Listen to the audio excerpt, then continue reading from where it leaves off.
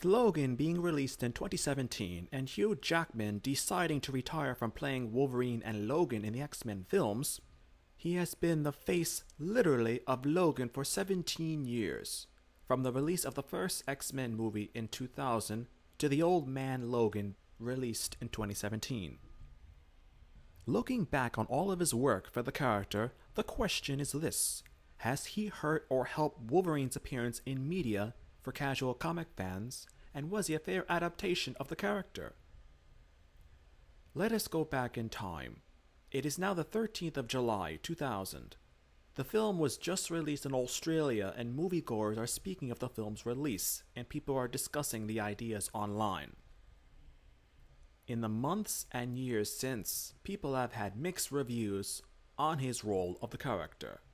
I personally remember commentary from when the first movie was released, and some people did not really think that Jackman was a good character fit for Wolverine.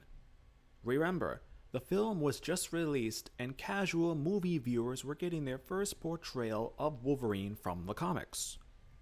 Discussion was at the time that Logan himself from the comics was actually shorter than Jackman's height of 6'2", which was a sharp contrast to Logan's own height, which originally varied depending on comic book stories that the character found himself in. Him being actually shorter than Jean Grey, Aurora Monroe, and being about the same height as Jubilation Lee, Jubilee, Catherine Pride, Shadowcat, and Mariko Yashida. Heights would estimate from 4'9" to 5'10". Though later with Jackman's Logan in height, the comics would become the standardization near his own stature. Added to this, Logan in older comics was muscular but stocky due to his short height. Because of Jackman's stature, Wolverine in later comics would take Jackman's own bodybuilder physique, though at times Logan himself was rather hairy in appearance. This nearly all disappeared due to Jackman's influence with the character. The most famous or infamous aspect of Wolverine to change due to Hugh Jackman and the movie portrayals is the placement of the claws. Originally, the adamantium claws were actually forearm bones that could extend and retract from the skin by Logan's mental command. Sort of like flexing a muscle. The skin on the outer part of the hand, the outside palm, would actually heal instantaneously, so no blood would ever come from his hands. Through with his costume, metal coverings kept the ports of exit of the claws free of contamination. For the movies, the claws come out through the knuckles and actually push aside bones in his hands. Mentioned in the movies, it causes extraordinary pain and blood seeps out nearly every time Jackman used his claws. But he dealt with the pain anyway, and eventually became used to it and finally ignored it altogether.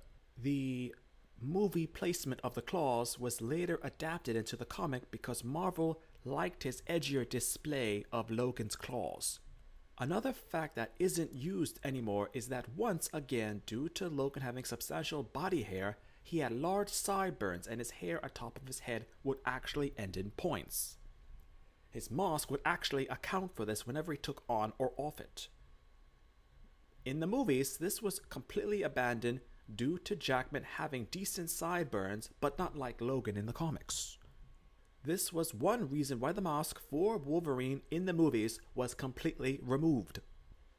Though personality-wise, Logan and Jackman were about the same. Early fans were not necessarily happy with Jackman's voice, due to the fact that fans relating to the portrayal of X-Men the animated series. Remember, this is the year 2000. With Logan's gritty, heavy voice when compared to Jackman's upbeat, strong, pitched voice.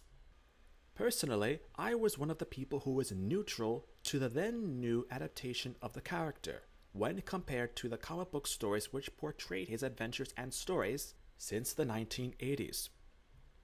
As the years passed and Jackman began to carry the X-Men movie franchise, early on literally on his two shoulders, Fox began to push Jackman more and more in the faces of casual movie watchers and casual comic fans.